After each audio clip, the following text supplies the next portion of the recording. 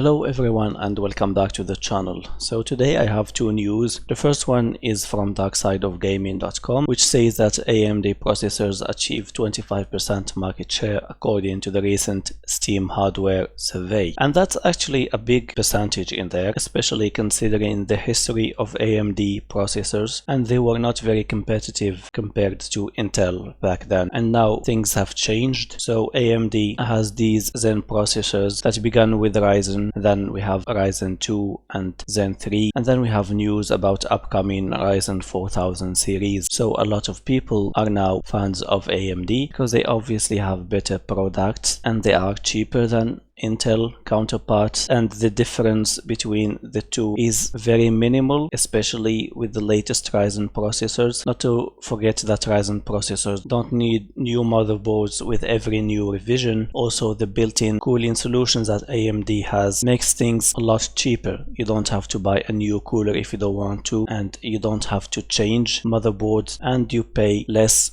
than what you pay for Intel processors. So all of that made this 25% market share in the Steam hardware survey. Now, of course, it's not very representative of the actual hardware that people on Steam have, but you know, at least it gives us an image, and at least 25% of the people who participated in this Steam hardware survey said that they have Ryzen processors. And if AMD keeps on making these good deals, the market share will be much higher in the future. And let's not forget that Intel has been dominating the CPU market for years and years. So if we take this 25% as something that is representative to some extent, you know, it's a huge shift. It's not easy to have a big market share in a market where there is a leading company that people trust and that people are happy to buy because they know the products they have are going to satisfy their needs. So yeah, good for AMD. And the other piece of news that I have is about Microsoft and Sony. So you know that Sony has a poor backwards compatibility compared to Microsoft and Xbox. So for Sony, you can have games from PlayStation 5 and PlayStation 4, and that's it. And Sony themselves announced that the PlayStation 5 is not going to have PS3, PS2 and PS1 games in their backwards compatibility program. On the other side, Microsoft has backwards compatibility for all their consoles from the original Xbox to the 360 to Xbox One, and according to these news from metro.co.uk, games like Yakuza Like a Dragon and Dirt5 will be a free upgrade from PS4 to PS5, but you cannot have your progress transferred to the PS5. So for example, if you buy the game on the PS4 and then you want to have a PS5 and you want to transfer your saved games and things in your account, you can't do that with the PS5 and with these two games specifically. Probably even with more games, we don't know, but at least these two games don't have that option. And here we have a quote from Dirt Game saying currently on Xbox all progress can be carried over between generations. On PlayStation your playgrounds creation can be carried over, but other game progress like career, currency and saved libraries cannot. If that changes, we'll let you know. So yeah, if you cannot save your career and have it transferred over to the PS5, what's the use?